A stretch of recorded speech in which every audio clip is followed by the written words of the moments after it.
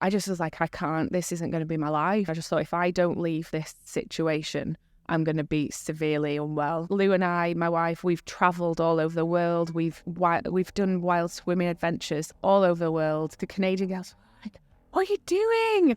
You can't get into Lake Louise. And we were like, why not? We're naked. And you're just thinking, I'm worried about my boobs being on show. And he's got his full schlong out and not caring. For me, it's about the community aspect, and it's about inspiring women. The water does not care what you look like or how you're feeling. Like, I want women to know that, and to know that there's a space there for you. Hello and welcome back to the She Who Dares Wins podcast. Today my guest is Zoe. Hello, welcome. All right, Zoe, first question. She Who Dares Wins. What does that mean to you, and when have you dared and won? So I think that I actually want to just say firstly that I think that what you're doing is absolutely amazing, and I think Thanks. She Who Dares Wins is an incredible, I think it's like a philosophy of life, because actually, like, as women in different industries and in particularly sometimes male-orientated industries, as you were in construction, I just think your slogan, She Who Dares Wins, is incredible, because it inspires everyone to want to really win and really prove everybody maybe wrong, or fight. I like that. Prove people wrong. Like, yeah, fight for every woman out there. And I just think it's amazing. So I went off on a tangent there, sorry. Yeah, that's fine. But yeah, what does it mean to me? I just think really, like, what anyone else could, like, you can always do more than you think you can do. And I think sometimes as women more so, you set yourself a ceiling and a barrier, and lots of people never break through that barrier and that ceiling because that's what they set for themselves. And I think unless you are willing to go that extra push through and that extra mile and that dare, you're not going to win in what it is that you want to achieve. So I think for me, definitely you need to have that dare inside to you to go out there and, like, really give it a go in any aspect of life, I think. So Dippendales then, Yeah. and wild swimming. Yeah. Because I think we briefly discussed a little bit of your story before. You had a completely different job before that. Yeah. So you dared to win. Yeah. By leaving. Yeah, that's what I was just... Yeah, so, like, I had a career. I went to university. Even before university, everything I ever wanted to do was be something to do with sport. So I didn't care what it was. I wanted to do something. I actually originally wanted to be a lecturer, but then I fell into the PE teaching world, and that was it. So I trained for 4 years at university. I taught, my first job I got straight away after my graduation, which was amazing. And that was it. That was my life, and that was my career path. And you get a good pension, and you get the holidays and all of that kind of thing. And you just think, actually, like, until it took the bad situation that I was in my last school that I felt I could no longer cope with, I could have stuck with it. And I know lots of people who do stick with it because they have no other choice, or they feel like they don't have any other choice. But I just was like, I can't, this isn't going to be my life. And I'm not going to be tied to an institution where they don't support their teachers or their staff members. And so I literally handed my notice in, and that was it. And I didn't look back.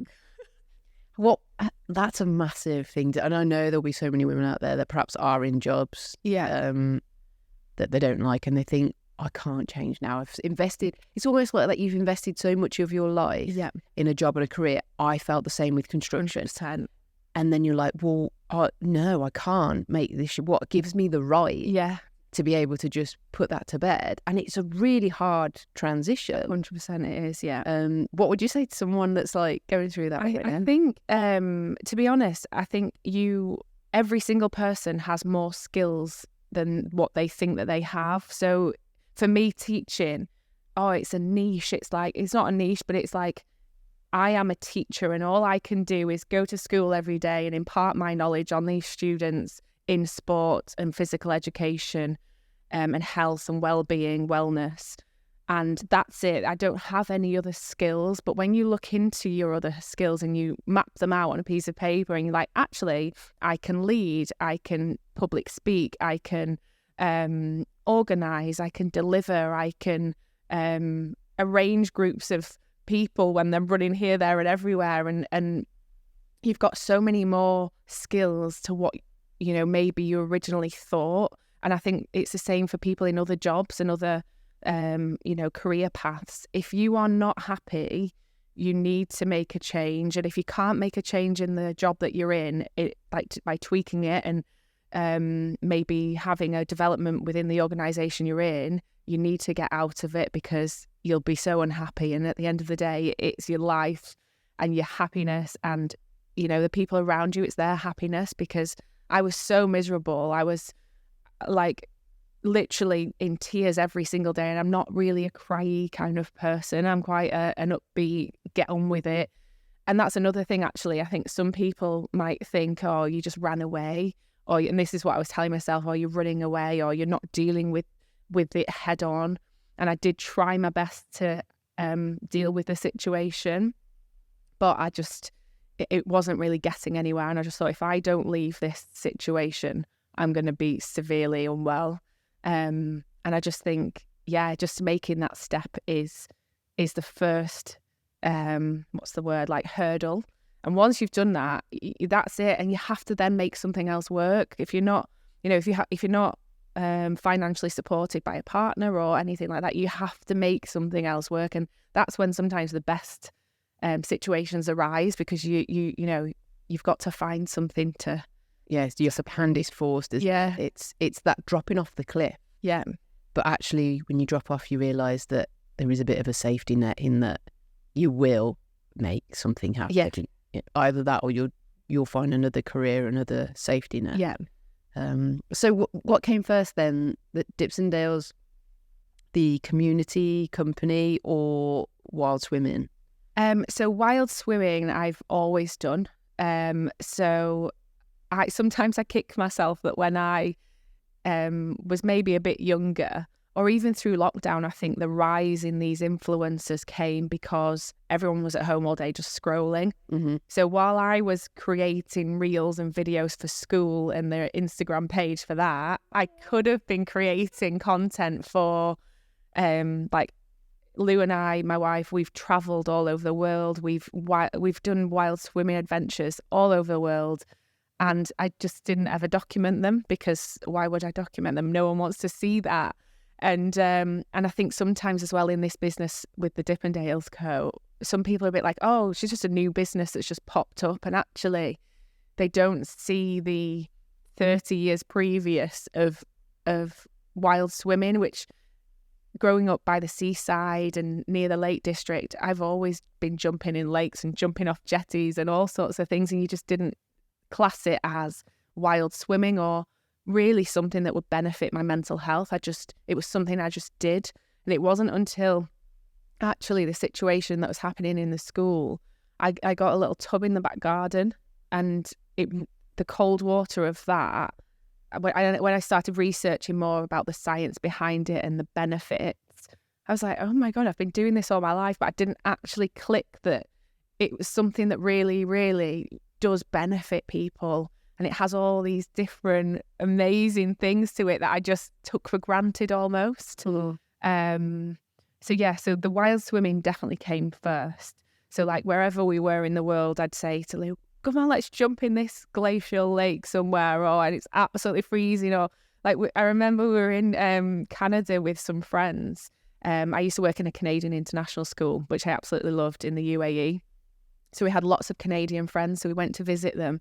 We went to Lake Louise. I've been to Lake Louise. How amazing is it? So did you see anyone swimming in Lake Louise? Well, I went, and I've been twice, and the first time I was very little, and then the second time was about 5 years ago, and it was -42. Right, okay, so probably not. So no swimming. Yeah. So when we were there, the water, it was absolutely freezing. It was quite cold, but Lou and I got in, and the Canadian girls were like, what are you doing?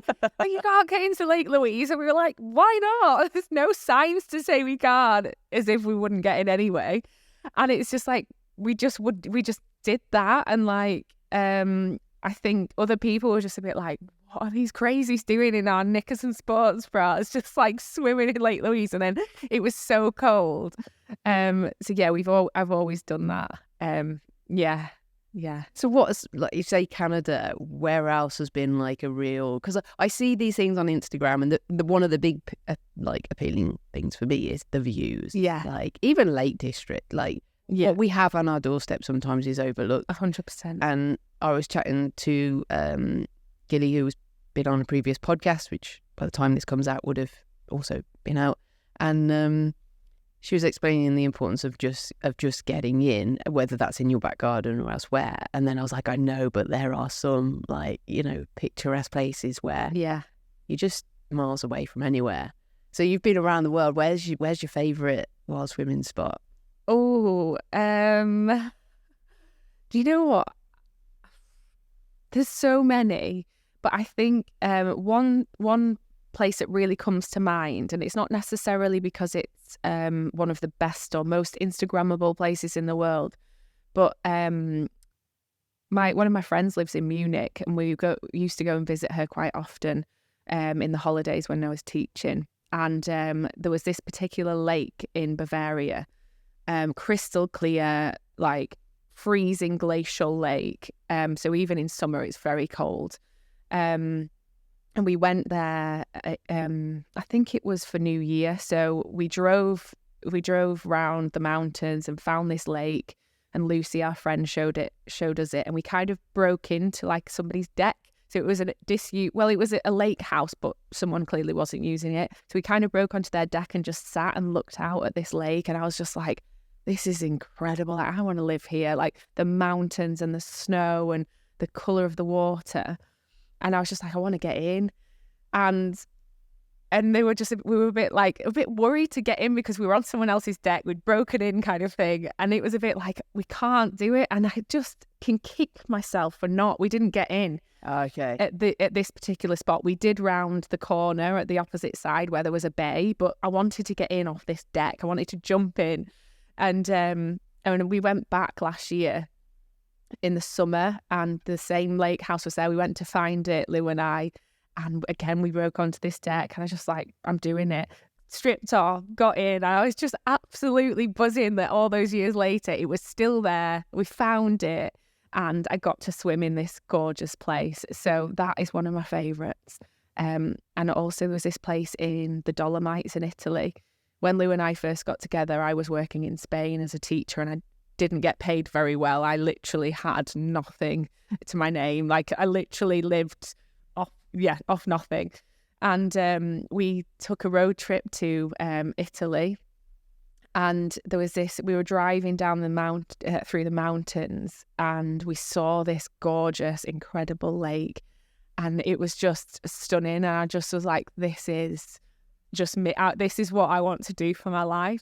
And I didn't have a swimsuit or anything. We just kind of like stripped off and got in, and there was these people, like you could see them like on their hikes with like winter gear on, like looking at us as if to be like, what are they doing? And I just remember this buzz and exhilaration of the cold water, and just thinking, I love this. It's amazing. So yeah, Europe is a massive place for me, I think, for wild swimming, because as you say, all these Instagram spots around the world, but we have so many incredible spots on our doorstep and within Europe, and yeah, I love them.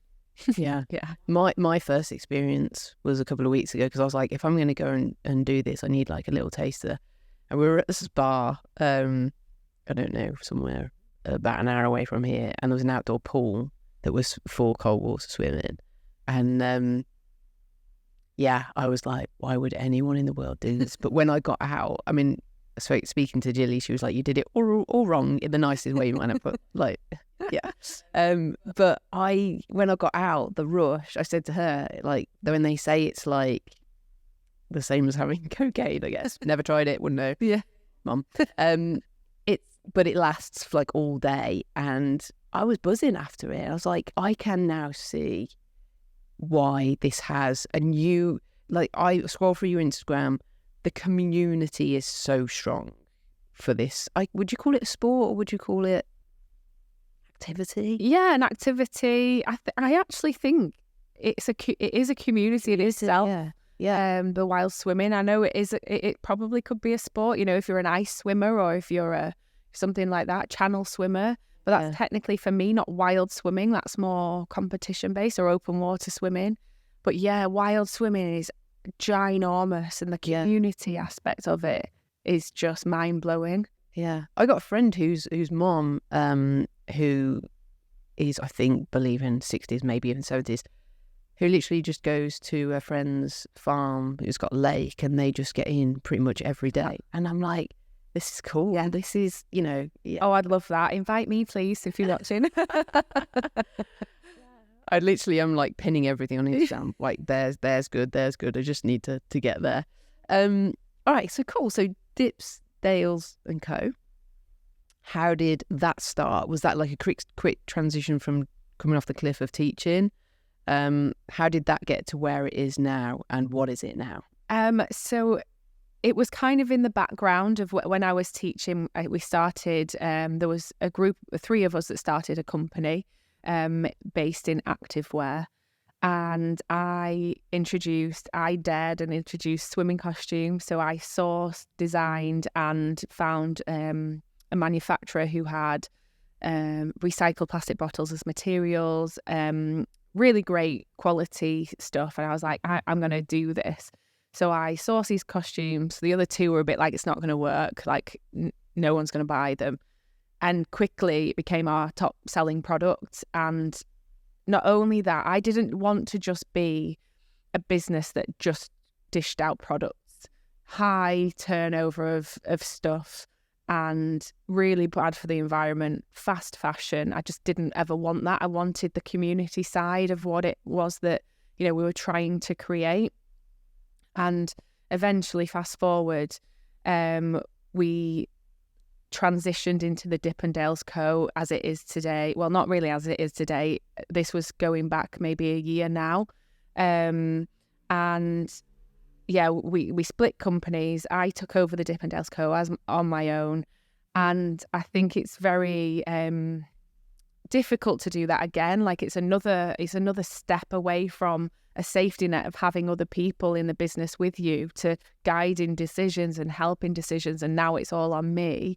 But when values and visions are not aligned, things then don't work, and there's a ceiling to what you can achieve in that business. And so I'm so glad that now the companies are separate, and I now am the Dippendales Co. And it's more about the community aspect rather than the products, which I love the products. The swimsuits are amazing. Each one has a different story and love that.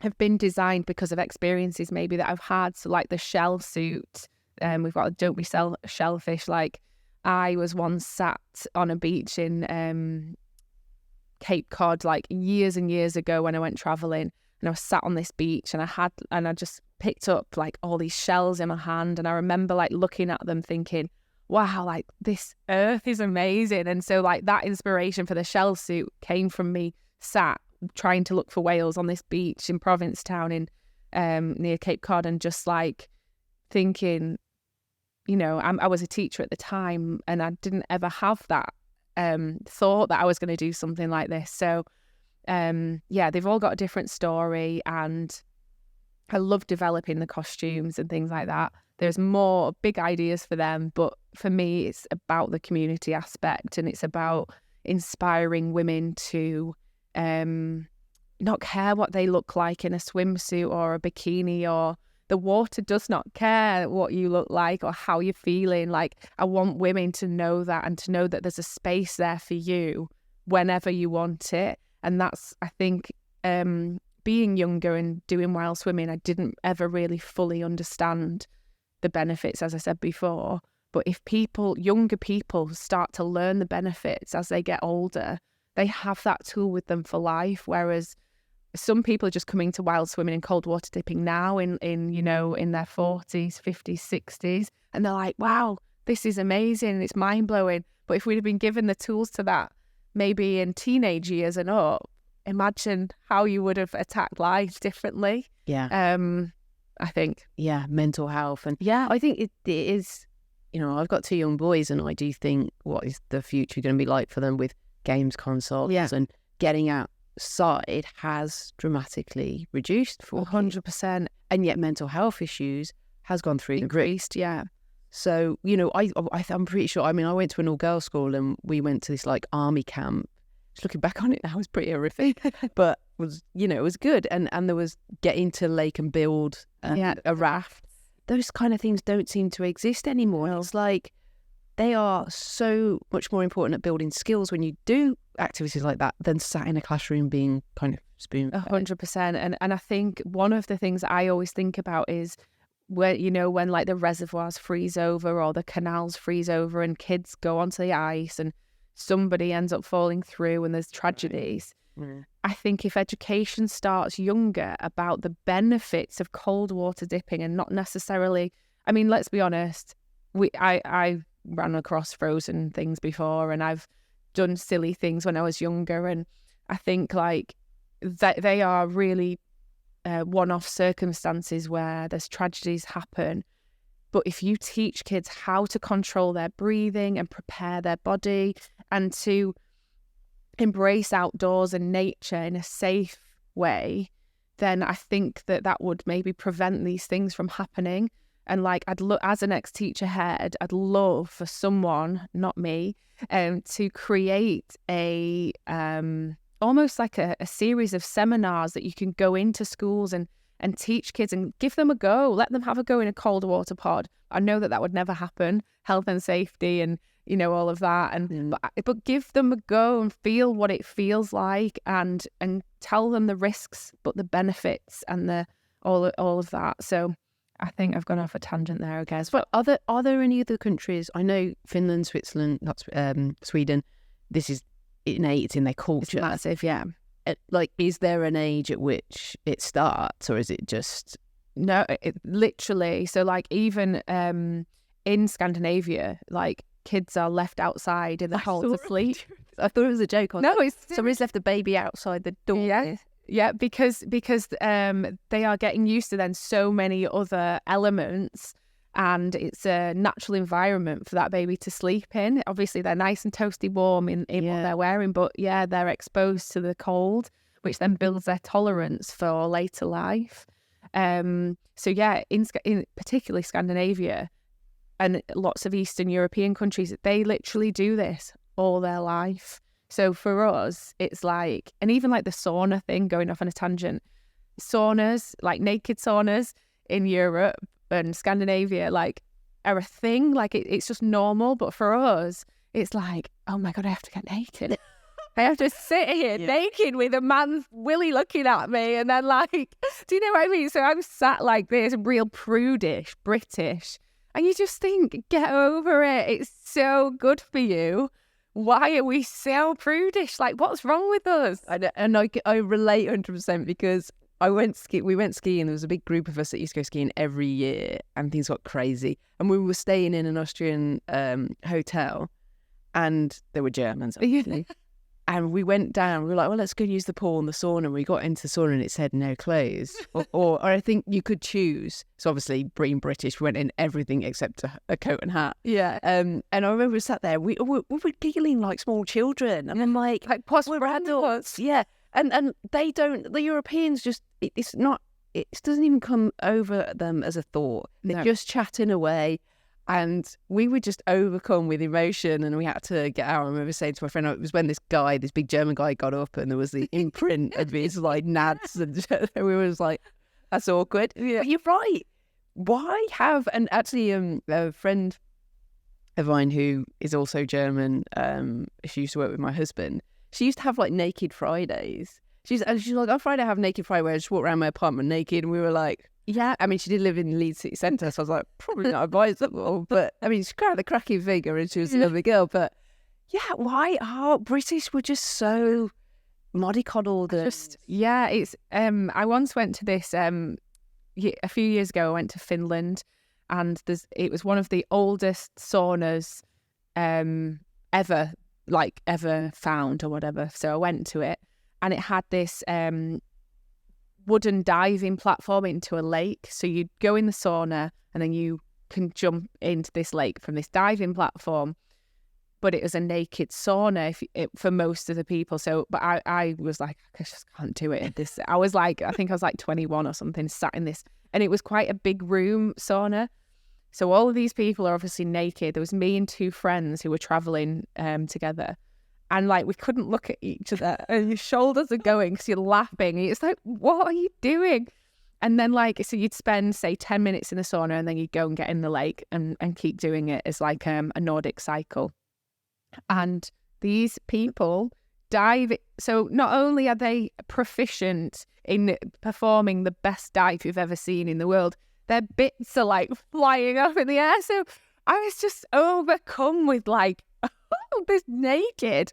And like, where are we taught to dive like that? Because I wasn't taught to dive like that. And like, they're doing like triple like somersaults, executing dive, like backwards dives off this platform with naked, and you're just thinking, I'm worried about my boobs being on show, and he's got his full schlong out and not caring, and executing a 10 out of 10 dive, and you're just like, what's wrong with us? Where did we go so wrong? And it's true, even when you think about now going to like a spa with mates, like, you know, if you powered it on over Christmas or whatever, and like nobody gives a shit, but yet no, I think everyone is looking at you and like, yeah, you think, what if we can just get out of this? And I think it's especially important to think about teenage girls. Yeah, because I think early 20s even.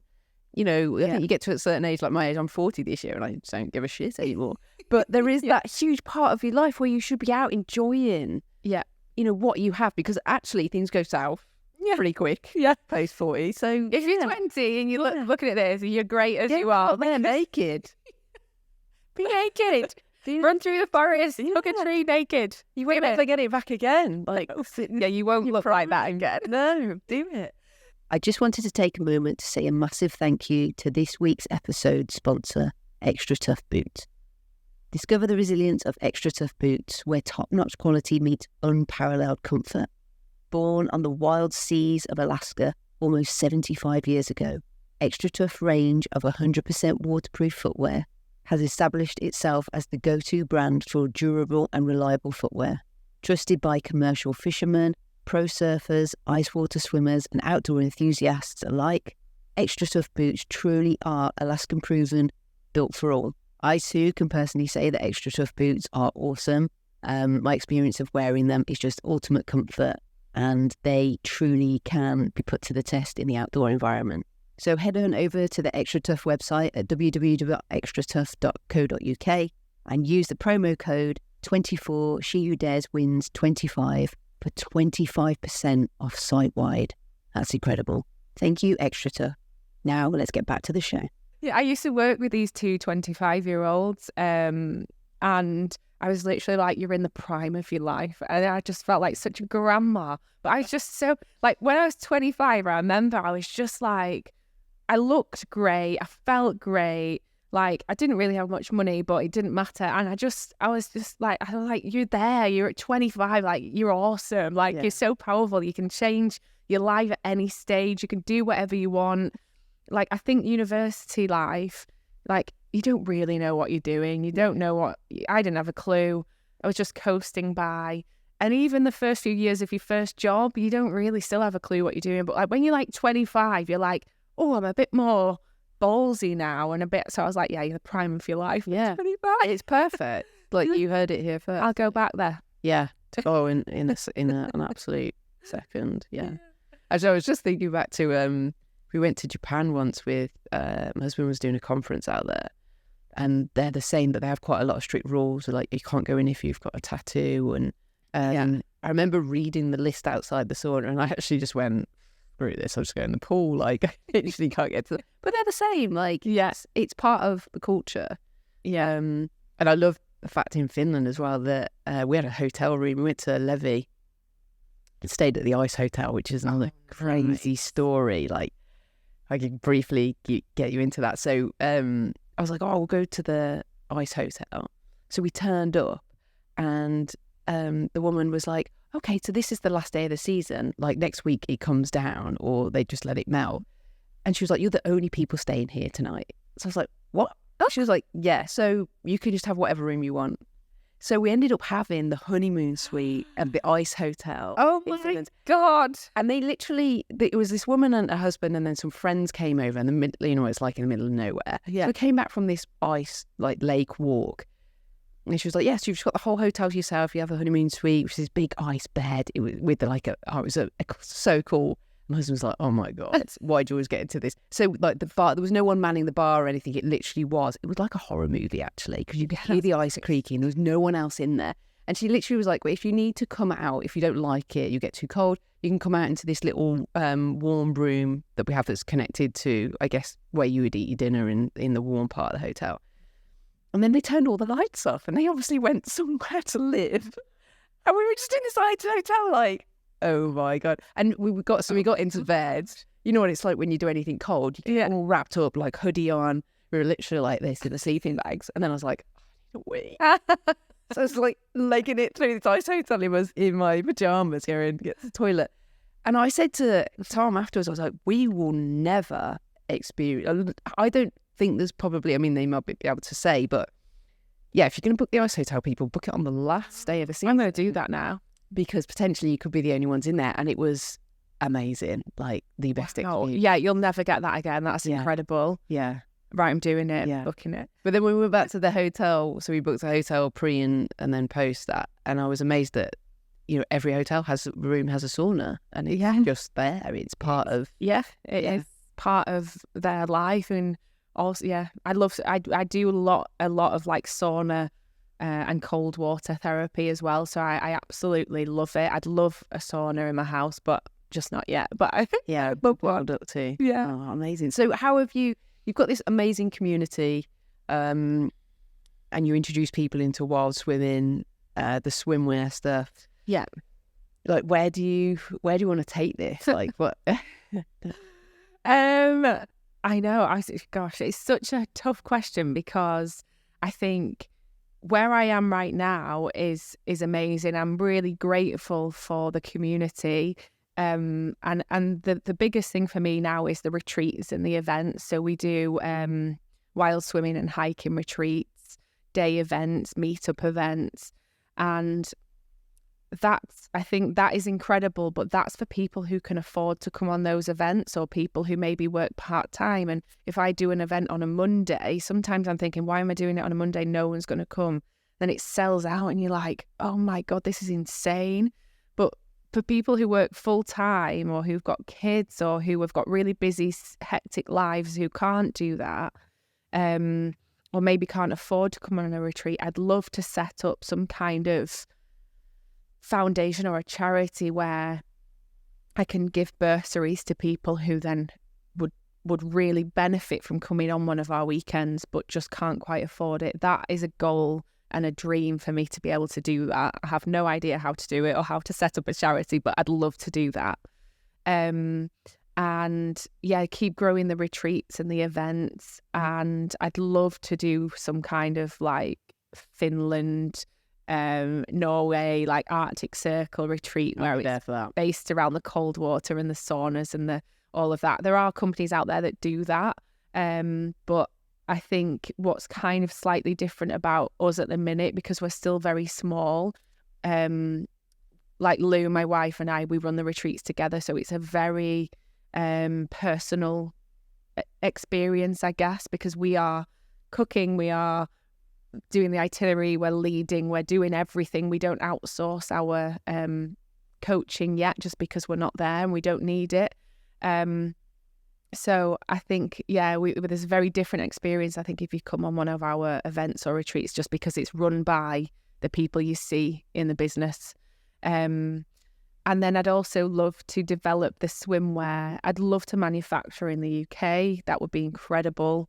I know that at the minute it's just not financially viable for me to do that. I haven't got the backing to be able to do it. It's so expensive. So now I'm sourcing in Europe. So that's best. That's, one step closer to my goal. But I'd also love like a small like factory where I can, maybe people who are struggling in relationships or work or anything like that, you can employ people who really need the job and give people a chance, and create a really great community feel within the working environment. So I'd love to make costumes and recycle material and things like that. So like, if people have got old swimming costumes that they no longer use, we could take them back, strip them, and make something new out of that costume. That would be incredible. I'd love to do that. Oh, we were saying this previously. I have found I had the same problem when I was looking for Shoe Dares Wins hoodies. Yeah. I wanted a British manufacturer of blanks, and I couldn't find one. Yeah. And even still now, if you find one, technically 80% of the material, etc., is done abroad, so it doesn't really make it. It's just this kind of loophole. And I was really kind of shocked by that. Yeah. And I know people want cheaper products these days, and I said the same. I was like, I only want organic hoodies. I want to know kind of where they've come from and a little bit of background behind the factories, because I think it is really important. And I think the throwaway fashion is terrible. Like, I love, if I've had a hoodie for like 2 or 3 years and I've literally worn it to bits, that's what I then wanted. And I think you feel like conscious and a little bit like you're putting yourself out there. This is your business, your passion. It has to be what fits right for you. And it is a shame that I think actually there's, I went on a course a couple of months ago, but the owner of, I think you say Howard Jeans. I don't know.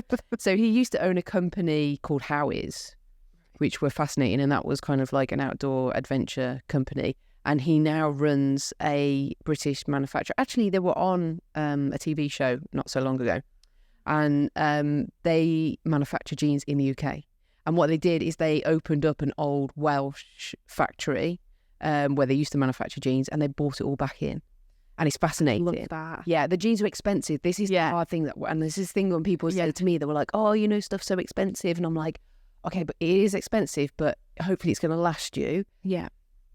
You can't do cheap and do it well. Yeah. There's that triangle, isn't it? It's so true. You can't do that. Yeah. And I think you got to stick by your guns for that and go with it. And it is hard. It's so hard. I'd love to. And you do see other companies cropping up now, and they're like, we manufacture in the UK or British made products, and you're like, but they're not. Your material's from wherever it's from, because that's where most big brands buy their materials from. And there's nothing wrong with that, as long as you're kind of offsetting your, like, the emissions or the, you know, making sure that the factory you're using is humane and that they're getting paid fairly and ethical, because if it's not, you're just part of that fast fashion problem. And I think, like, for me, it is really important that I'm not just churning out products that you can buy from another company as well.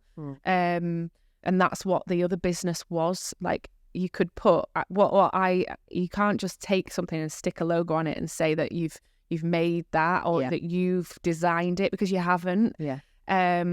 Which is why I love the swimming costumes, because even though someone else could take the exact same cut as the costume I've got, but the designs we've got are unique to a story, to what I can relate it to. So I love that about the costumes.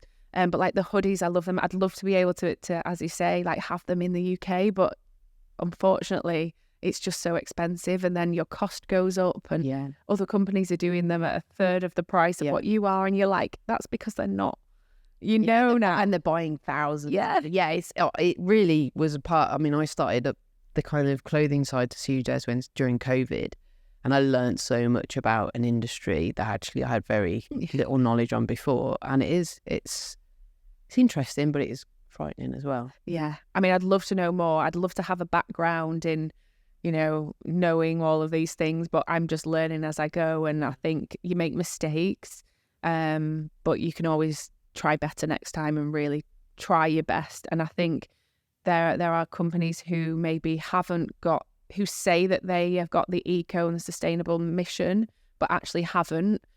But they look like they have because they're a big, massive company. But then you've got small companies like ours who really are conscious. And, I've been to countries where I've seen the impacts of our fast fashion and the landfill sites that you see. And I don't want my products ending up on landfill. I want them to last, and I want them to be, you know. I worked on landfills for 8 years. Wow. And the stuff that you see, like for me, a big one was like babies' nappies. Yeah.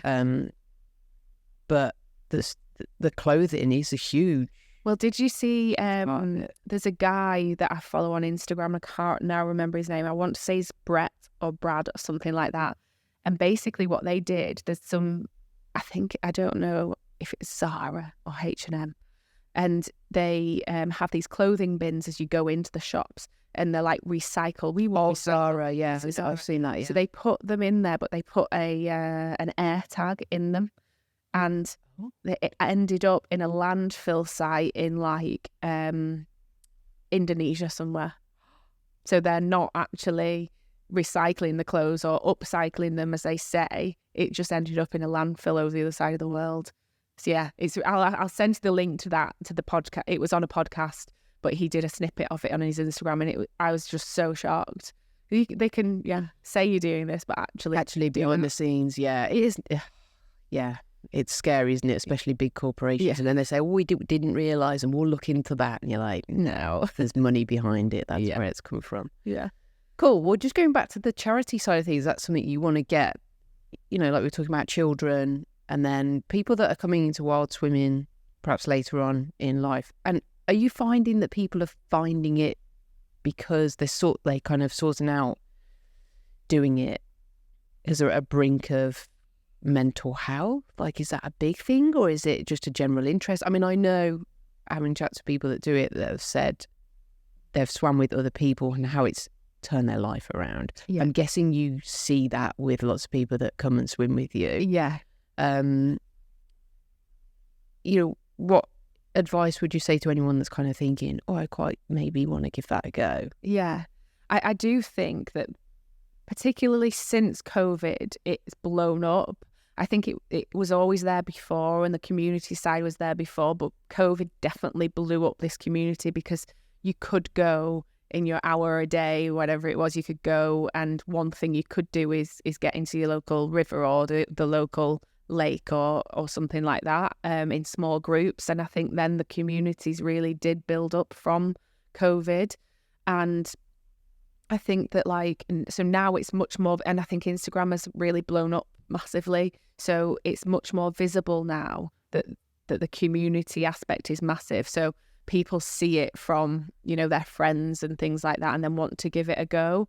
And, obviously we had the program Freeze the Fear with Wim Hof, and not that I fully advocate everything that Wim Hof does, but you're not the first person to say that. But the exposure for the positive benefits of cold water immersion and dipping has been highlighted through shows through Wim Hof and the Wim Hof method. So for that, I think it has definitely got bigger. Yeah. Because of just exposure to it. But in terms of people who come on the events and the retreats who maybe haven't done wild swimming before, or who have only just touched the surface, they literally leave looking like a different person. And I know that sounds absolutely ridiculous and on this scale, and I'm not saying that my retreats are life-changing, but from when they arrive on a Friday afternoon, maybe after they've had a busy week at work and they've got to juggle their kids and give their kids to grandparents or their partners so that they can come on these retreats, and they literally arrive looking frazzled. Honestly, like every Monday and Friday. I mean, that's me every day, and I don't have kids, but I don't know what my excuse is. But literally, honestly, the one we just literally just did one at the weekend, and it was very youth hostel-esque, and it wasn't the greatest accommodation that we've ever used, but it was a trial, and we've done it now. I think we'll go back to our home comforts, really nice houses, but people would come in and arrive in, and honestly, you can physically see the anxiety of meeting other people, the stress of like their day and their week, and the social anxiety of meeting people they've never met before. But then on the Sunday, when they're saying their goodbyes and they're hugging each other and they've got tears in their eyes because they've had such an amazing time. I'm not saying it's only just because of the wild swimming, because we did hiking, we did other things, but people had never maybe got into a waterfall before, or a tarn. We did like a river, a tarn, a waterfall and a lake, just to give everyone an experience of swimming or dipping in different water vessel. And yeah, some of these people had never done that before. And I just think when they left, they just looked like they were glowy, they were happy. We've got WhatsApp groups for all of our retreats, and they're still all active now. And it's like, it's incredible, the community side that then brings on your mental health and well-being, because you can go with your friends or go with a group that you were not friends with beforehand, and you just know, like, she's had a really tough week this week. Let's try and bring her up, and let's try and, like, or don't even ask her about it. Just sit here together as a one, if that makes sense. And for some people that's scary because they don't really like mixing with other people, and they're very solitary humans, which I am sometimes a bit of a lone wolf, and I find big groups very intimidating. But because of the business that I now do, I have realised that actually groups of support, it's not a bad thing, and it's not a scary thing always. And if you step outside of your comfort zone a little bit and meet these amazing women, you might have connections all over the country. So we've now got these women who, one actually lives nearby here, and she's now got connections with people who live in Scotland, who live down south, and she's going to go and meet these people and go swimming with them in their areas. And I just think wild swimming is just incredible for that. We don't care what you look like, what your hair's like, what your makeup is like, what your even though I sell swimming costumes, you can swim naked. I don't care. Do you know what I mean? Like, I don't care that you've not got a Gucci swimming costume on, or like, or your bag. I mean, I sell wild swimming bags. They're amazing. And I did this picture actually. We were stood on Castle Crag, which is the smallest Wainwright in the Lake District. So we'd walked up there, and about 7 or 8 of our clients had my rucksacks on, and like 12 of them didn't. So I did like those who got the memo and those who didn't. But I was literally just taking the piss. I was like, I don't care if you come with an IKEA bag for your swim bag. It's not about that. You don't need all the gear and all of the jazz, the dry robe that's 160 quid. You don't need it. Why do people wear those to like Tesco's? I mean, I'm one of them people. Okay, I'm going to shame you here right on the podcast. Yeah, be shamed. Like, I've never wore one, so I can't comment. Oh my! So is that why people wear them to Tesco? It's a game changer. So if I give you one of mine, you'll be like, I'm not taking it off. I'm going to wear it to the shop. I'm going to wear it to the school run. I'm going to wear it for the dog walk. I'm going to wear it to work. And you'll be sat here on your podcasting one in a few weeks. Again, you heard it. No, when it's winter time and we turn up all the heating on. Yeah, when it's freezing, you'd be sat in the one. Well, actually, I go down to Cornwall a fair bit, and on the agenda is to learn to surf properly. So yeah, I'm no doubt the introduction to one of those is going to come. But going back to what you're saying, I think that's really important in that there's not really a barrier to entry, is there? No. Other than, would you say, if you're first going to have a crack at wild swimming, don't go out on your own in the middle of nowhere. That I was actually going to say that as another thing, because you asked, didn't you, like, what advice would you give to someone wanting to start? My advice would always be, if you haven't ever done any form of lake swimming or anything like that before, get yourself booked onto either like a cold water immersion course. They're not very expensive, but and obviously, like, they're at certain times of the year, but they're really, really valuable. They'll teach you all about, like, what equipment is kind of essential and what isn't, so like, you should always go with a spotter. If you don't have a spotter, make sure somebody knows exactly where you are, how long you're meant to be, and if you're not back by this point, basically send someone out to go looking for you. I would always recommend having someone with you though. And there's also like really amazing communities now, like Mental Health Swims, who have hosts all around the country. And I think it depends on the different mental health swim hosts, but some do it weekly, some do it monthly in different lakes or rivers. And that's a safe space for people to go and try it and they're not qualified to lead you in open water swimming or anything like that, or cold water immersion, but it's a friendly atmosphere and a supportive atmosphere for you to go and try something. But yeah, I do genuinely think that, like, a course is really important. Open water safety. It depends where you're going to go and swim, I think, as well. If it's a tub in your back garden, it's slightly different to if you want to go out and, swim. Yeah. Swim in a lake or, in the river. They've all got their different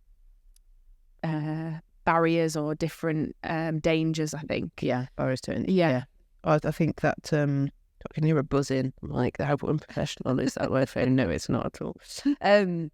Well, listen, Zoe, your story is incredible. I think what you're doing is amazing. It's not just a business, it's a community. It's making lives better by, introducing them into a world where there's so many benefits. Yeah. So thank you so much for sharing your story today. No, thank you so much for having me. It's an absolute honour to chat to you. I've got a little present for you. I know you gave me a present. I do. There's a little shoe Des Winswoody in there for you. Some stickers. You're welcome. So hope to keep you warm after a swim. Oh my God, I'm absolutely buzzing. Oh, no I problem. didn't expect this. It's the least you could do. Like, lots of people travel to be on this podcast, and I know it takes up time, and being able to give a little something back is the least. Oh, I don't even know why I was invited on the podcast. I'm so happy. Thank you so much. Right.